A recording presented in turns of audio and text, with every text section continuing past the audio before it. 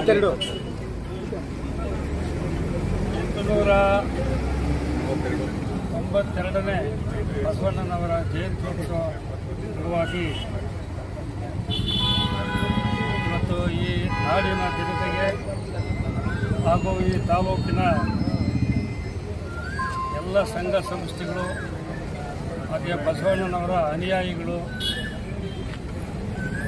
ಎಲ್ಲ ಸಮಸ್ತ ನಾಗರಿಕರು ಕೂಡ ಈ ಜಯಂತ್ಯೋತ್ಸವದ ಶುಭಾಶಯಗಳನ್ನು ಈ ಸಂದರ್ಭದಲ್ಲಿ ತಿಳಿಸಲಿಕ್ಕೆ ಬಯಸ್ತೇನೆ. ನಿಮಗೆಲ್ಲ ಗೊತ್ತಿದೆ, ಬಸವಣ್ಣನವರು 12ನೇ ಶತಮಾನದಲ್ಲಿ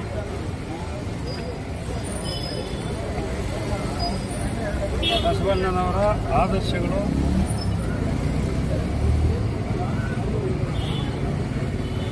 ಅವರ ಮೌಲ್ಯಗಳು 800 ವರ್ಷಗಳು ಕಳೆದರೂ ಕೂಡ ಇವತ್ತಿನ ಯುವ ಪೀಳಿಗೆಗೆ, ಇವತ್ತಿನ ಜನಾಂಗಕ್ಕೆ ನಮಗೆಲ್ಲರಿಗೂ ಕೂಡ ಆದರ್ಶಪ್ರಾಯಗಳಾಗಿದೆ. ಅವರು ಯಾವುದೇ ಒಂದು ಸಮುದಾಯದಲ್ಲಿ ಬಸವಣ್ಣನವರು ಜನಿಸಿದ್ರು ಕೂಡ ಎಲ್ಲ ಸಮುದಾಯಗಳ ಪರವಾಗಿ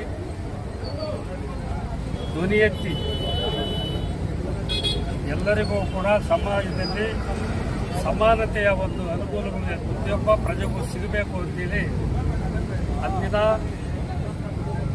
ದಿನಗಳಲ್ಲೇ ಹೋರಾಟ ಮಾಡಿದಂಥವರು ಬಸವಣ್ಣನವರು. ಅಂಥ ಬಸವಣ್ಣನವರು ಕೂಡ ಇವತ್ತು ಅವರ ಜಯಂತ್ಯೋತ್ಸವವನ್ನು ಕರ್ನಾಟಕ ರಾಜ್ಯದ ಉದ್ದಗಲಕ್ಕೂ ಎಲ್ಲ ಜಿಲ್ಲೆಗಳು, ತಾಲೂಕುಗಳಲ್ಲಿ ಕೂಡ ಗ್ರಾಮಗಳಲ್ಲಿ ಕೂಡ ಇವತ್ತು ಅವರ ಜಯಂತ್ಯೋತ್ಸವವನ್ನು ಬಹಳ ವಿಜೃಂಭಣೆಯಿಂದ ಸರಳ ಸಂಭ್ರಮವಾಗಿ ಇವತ್ತು ಸಂಘ ಸಂಸ್ಥೆಗಳು ಮತ್ತು ಅವರ ಅಭಿಮಾನಿಗಳು, ಅವರ ಅನುಯಾಯಿಗಳು ನಾವೆಲ್ಲರೂ ಕೂಡ ಇವತ್ತು ನಾವು ಆಚರಣೆ ಮಾಡ್ತಿದ್ದೇವೆ. ಹಾಗಾಗಿ ಇಲ್ಲಿ ಕೂಡ ಪ್ರತಿ ವರ್ಷ ಇವರು ಕೂಡ ಈ ಕಂಚಿನ ಪುತ್ತಳಿಕೆಯನ್ನು ಈಗಾಗಲೇ ಸ್ಥಾಪನೆ ಮಾಡಿ ಇದು 8ನೇ ವರ್ಷದ ಜಯಂತ್ಯೋತ್ಸವವನ್ನು ಕೂಡ ಇವತ್ತು ನಾವೆಲ್ಲರೂ ಸೇರಿ ಆಚರಣೆ ಮಾಡಿದ್ದೀವಿ. ಈ ತಾಲೂಕಿನಲ್ಲಿರ್ತಕ್ಕಂಥ ಆ ಸಮುದಾಯದವರು ಈ ಪುತ್ತಳಿಕೆಯನ್ನು ಇವತ್ತು ಇಲ್ಲಿ ಸ್ಥಾಪನೆ ಮಾಡಬೇಕು ಅಂತೇಳಿ ಅವರ ಬಹು ವರ್ಷಗಳ ಕನಸು ಅದು ನೆನಸಾಯಿತು. ಆ ಕಂಚಿನ ಪುತ್ತಳಿಕೆ ಇವತ್ತು ಎಲ್ಲ ಸಾರ್ವಜನಿಕವಾಗಿ ಸಮುದಾಯದವರು ನಾವು ಎಲ್ಲರೂ ಸೇರಿ ಸಾರ್ವಜನಿಕವಾಗಿ ಸಾಮೂಹಿಕವಾಗಿ ಆ ಪುತ್ತಳಿಕೆಯನ್ನು ಸ್ಥಾಪನೆ ಮಾಡಿ ಇವತ್ತು ನಾನು ಇಂಥ ಪುತ್ತಳಿಕೆ ರಾಜ್ಯದಲ್ಲಿ ಇದೇ ಇರಬೇಕನ್ನೋ ಮೊದಲನೇದು ಅನಿಸ್ತಿರೋದು. 16 ಎರಡನೇದಾ?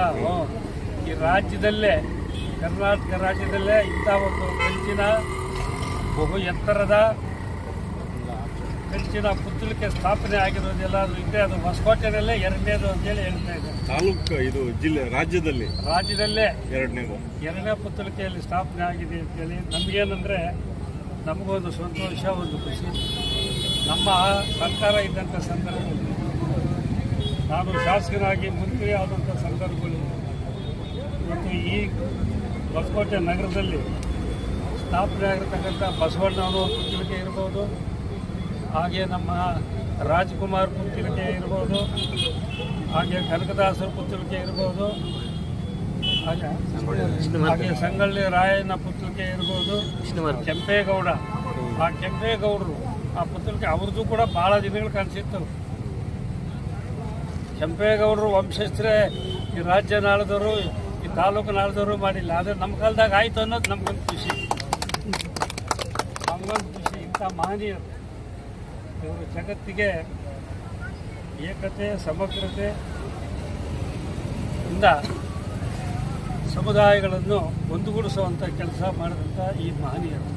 ಅದಕ್ಕೆ ನಾವು ಸರ್ಕಾರ ಮತ್ತು ಸಾರ್ವಜನಿಕರು ಪ್ರತಿ ವರ್ಷ ಕೂಡ ಅಂಬೇಡ್ಕರ್ ಇರ್ಬೋದು, ಇಂಥ ಮಹನೀಯರ ಜಯಂತ್ಯೋತ್ಸವ ಯಾಕಪ್ಪ ಆಚರಣೆ ಮಾಡ್ತೀವಿ ಅಂತೇಳಿ ಅವರ ಇಂದಿನ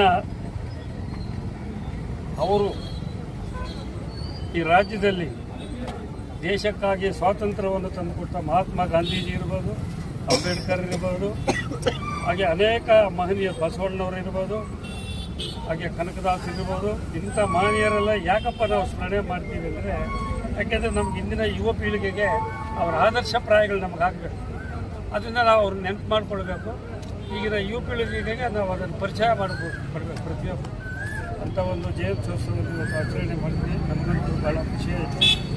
ಇವತ್ತೆಲ್ಲ ಸಂಘ ಸಮುದಾಯದವರು ಅವ್ರ ಸಮುದಾಯದವರು ಭಾಳಷ್ಟು ಜನ ಪ್ರತಿ ವರ್ಷ ಕೂಡ ಆಚರಣೆ ಮಾಡ್ತಾಯಿದ್ವಿ. ಹಾಗೆ ಇದು ಮುಂದುವರಿಯಲಿ. ಹಾಗೆ ಬಸವಣ್ಣನಂಥ ಮಹಾನ್ ನಾಯಕರು ಮತ್ತೆ ಈ ಸಮಾಜದಲ್ಲಿ ಹುಟ್ಟಿ ಬರಲಿ. ಈ ಸಮಾಜಕ್ಕೆ ಒಂದು ಪ್ರೇರಣೆ ಆಗಲಿ ಅಂತೇಳಿ ನಾನು ಎಲ್ಲ ದೇವರಲ್ಲಿ ಅವರ ಪರವಾಗಿ ಪ್ರಾರ್ಥನೆ ಮಾಡ್ತೇನೆ. 892ನೇ ಬಸವ ಜಯಂತಿ ತಾಲೂಕು ಶುಭಾಶಯ ಹೇಳ್ತಾ, ಇವತ್ತು ನಮ್ಮ ನಾಗರಾಜಣ್ಣವರು ಸಚಿವರಾಗಿದ್ದಾಗ ನಮ್ಗೆ ಈ ಬಸವಣ್ಣ ಸ್ಟ್ಯಾಚು ಮಾಡಿಕೊಟ್ರು. ಏನು ಅಂದರೆ ನನಗೆ ಗೊತ್ತಿರೋ ಪ್ರಕಾರ ಯಾರೂ ಮಾಡೋಕ್ಕಾಗ್ತಾ ಇರಲಿಲ್ಲ. ಆ ಟೈಮಲ್ಲಿ ನಮ್ಗೆ ಎಷ್ಟು ಹೆಲ್ಪ್ ಮಾಡಿದ್ರು. ಅವತ್ತು ಇಲ್ಲಿ ಮಾಡಿಕೊಡ್ದು ಅಂತ ಹೇಳ್ಬಿಟ್ಟು ಸ್ಟ್ರೈಕ್ ಮಾಡಿದ್ರು. ಆಮೇಲೆ ಅಣ್ಣವರು DC ಹತ್ರ ಹೇಳ್ಬಿಟ್ಟು ಅದು ಮಾಡಲೇಬೇಕು ಸ್ಟ್ಯಾಚು ಅಂತ ಹೇಳ್ಬಿಟ್ಟು ಈ ಥರ ವಿರುದ್ಧ ಮಾಡಿದ್ರು. ನಮಗೆಲ್ಲ ಮಾಡ್ಕೊಡ್ತಿಲ್ಲಿ ಅಂತ ಹೇಳ್ಬಿಟ್ಟು. ಆದ್ರೂ MTB ಜೈ ನಾನು ಇದ್ದೀನಿ ನೀನು ಮಾಡೋ ಅಂತ ಹೇಳ್ಬಿಟ್ಟು ಎಲ್ಲ ನಮ್ಮ ಸಮಾಜದವ್ರಿಗೆಲ್ಲ ಹೇಳಿದ್ರು. ಆವತ್ತಿನ ದಿನ 8 ವರ್ಷ ಆಯ್ತು ಸ್ಟ್ಯಾಚು ಮಾಡಿ ನಾವು. ಈ ಸ್ಟ್ಯಾಚು ಎಲ್ಲ ಹೇಳ್ತಾರೆ, MTB ನಾಗರಾಜಣ್ಣವರು ಒಂದು ಇತಿಹಾಸ ಸೃಷ್ಟಿ ಮಾಡೋರೆ ಈ ಸ್ಟ್ಯಾಚು ಮಾಡಿಬಿಟ್ಟು ಅಂತ ಹೇಳ್ಬಿಟ್ಟು ನಮ್ಮ ಇಡೀ ದೊಡ್ಡಬಳ್ಳಾಪುರ ಆಗಿರ್ಬೋದು, ದೇವಳ್ಳಿ ಆಗಿರ್ಬೋದು ಅವರೆಲ್ಲ ಹೇಳ್ತಾರೆ. ನಮ್ಮ ಜನಂತರೆಲ್ಲ ನೀವು ಒಳ್ಳೆ ಸ್ಟ್ಯಾಚು ಮಾಡಿದ್ದೀರಪ್ಪ ನಮ್ಮ ಜನಂತರಲ್ಲಿ ಅಂತ ಹೇಳ್ತಾರೆ. ನಾವು ನಾಗರಾಜಣ್ಣನ್ಗೆ ತುಂಬ ಧನ್ಯವಾದ ಹೇಳ್ತೀರಿ. ಆಮೇಲೆ ಅಣ್ಣವರು 8 ವರ್ಷದಿಂದ ಪ್ರತಿ ವರ್ಷವೂ ಬಂದೇ ಬರ್ತಾರೆ. ಬಂದು ಇಲ್ಲಿ ಬಸವಣ್ಣ ಮಾಲಾರ್ಪಣೆ ಮಾಡಿಬಿಟ್ಟೆ ಹೋಗೋದು. ಆಮೇಲೆ ನಿಮಗೂ ಗೊತ್ತು, ಬಸವಭವನಕ್ಕೆ ಅಣ್ಣವ್ರು ಏನು ಮಾಡಿದ್ರು, ನಮಗೆ ಬಸವಭವನ ಕಟ್ಟಬೇಕು ಅಂತ ಹೇಳಿ 1 ಕೋಟಿ ಅನುದಾನ ಸ್ಯಾಂಕ್ಷನ್ ಮಾಡಿಸ್ಕೊಟ್ರು. ಈಗೇನಾಗೈತೆ, ನಾವು 25 ಲಕ್ಷ ತೊಗೊಂಬಂದ್ರಿ ಮಾಡಬೇಕು ಅಂತ ಹೇಳ್ಬಿಟ್ಟು. ಇದಾದ್ರೂ ಅದು ನಿಂತೋಗೈತೆ. ಅಣ್ಣವರು ರಿಕ್ವೆಸ್ಟ್ ಮಾಡ್ತಾ ಇದ್ದೀನಿ, 75 ಲಕ್ಷ ಬರಬೇಕು. ಅಣ್ಣವರು DC ಅಂತ ಹೇಳ್ಬಿಟ್ಟು 75 ಲಕ್ಷನ ಬಿಡುಗಡೆ ಮಾಡಬೇಕು ಅಂತ ನಾವು ಅಣ್ಣವ್ರ ಹತ್ರ ಮನವಿ ಮಾಡ್ತೀರಿ. ಅಣ್ಣವ್ರು ಹೇಳಿದ್ದಾರೆ ನಾನು ಸಹಾಯ ಮಾಡ್ತೀನಿ ಅಂತ ಹೇಳ್ಬಿಟ್ಟು. ಇನ್ನೂ ಸಹಾಯ ಮಾಡ್ತಾರೆ, ಅವರು ಇಲ್ಲ ಅಂತ ಹೇಳಲ್ಲ. ಎಲ್ಲರೂ ಹೇಳ್ತಾರೆ ಹೇಳ್ಬಿಟ್ಟು ಹೋಗ್ಬಿಟ್ರೆ ಹಿಂಗೆ ಅಂತ ಮಾಡೇ ಮಾಡ್ತಾರೆ, ನಮ್ಮ ನಂಬಿಕೆ ಐತೆ. ಆದ್ರೂ ಇಷ್ಟೆಲ್ಲ ಮಾಡೋರಲ್ಲ, ನಮಗೆ ನಮ್ಮ ಜನ ಸಂತೋಷ ಆಗುತ್ತೆ. ನಮಗೆ MTB ನಾಗರಾಜಣ್ಣವ್ರಿಗೆ ಇಷ್ಟೆಲ್ಲ ಮಾಡೋದು ನಮ್ಗೆ ಧನ್ಯವಾದ ಹೇಳ್ತೀರಿ. MTB ನಾಗರಾಜಣ್ಣವ್ರಿಗೆ ಓಕೆ.